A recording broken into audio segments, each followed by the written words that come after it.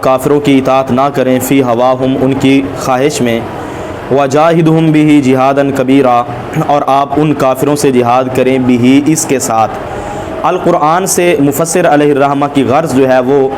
ضمیر کے مرجع کو بیان کرنا ہے، یعنی جو بہ کے بعد ہی ضمیر آئی اس کا مرجع کیا ہے؟ القرآن۔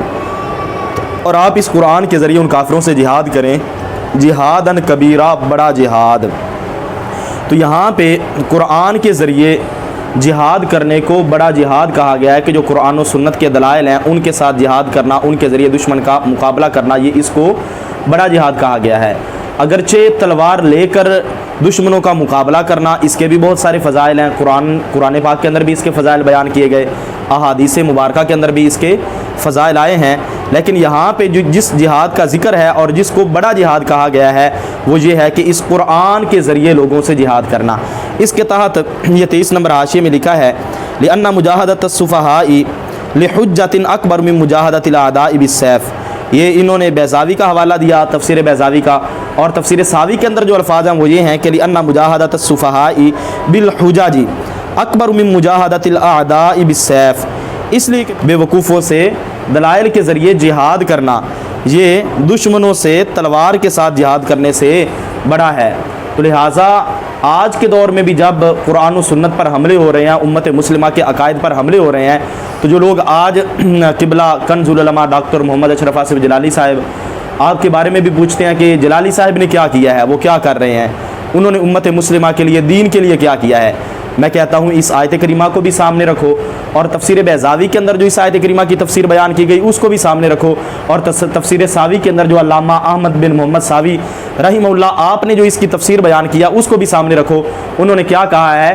کہ دلائل کے ساتھ بے وقوفوں سے جھگڑا کرنا، ان سے جہاد کرنا، بحث مباحثہ کرنا اور دلائل کی روشنی میں ان کو شکست دینا، یہ تلوار لے کر دشمن کا مقابلہ کرنے سے بڑا ہے۔ تو اس وقت الحمدللہ قبلہ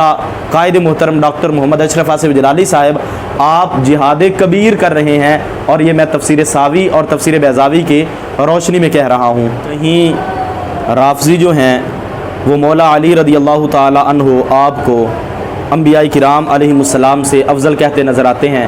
اور کبھی سیدنا صدیق اکبر رضی اللہ تعالی عنہ سے افضل کہتے نظر آتے ہیں، اور کچھ لوگ ایسے ہیں جو حضرت داتا گنج بخش رحمۃ اللہ تعالی علیہ آپ کے نام پر سواریاں بٹھا کر ان کو گامے شاہ اتارتے ہیں، اور کچھ لوگ وہ ہیں آج کے دور میں جو حضرت امی جی عائشہ الصدیقہ رضی اللہ تعالیٰ عنہ آپ پر تہمت لگاتے ہیں، اور کچھ لوگوں کی اہل بیت سے جو محبت ہے وہ ان کی مکمل ہوتی نہیں جب تک وہ صحابہ کرام رضوان اللہ تعالی علیہم اجمعین کے خلاف اپنی زبانوں کا نہ کھول لیں۔ تو ایسے دور میں قبلہ ڈاکٹر محمد اشرف آصف جلالی صاحب آپ نے ایسے لوگوں کے خلاف علم جہاد بلند کیا،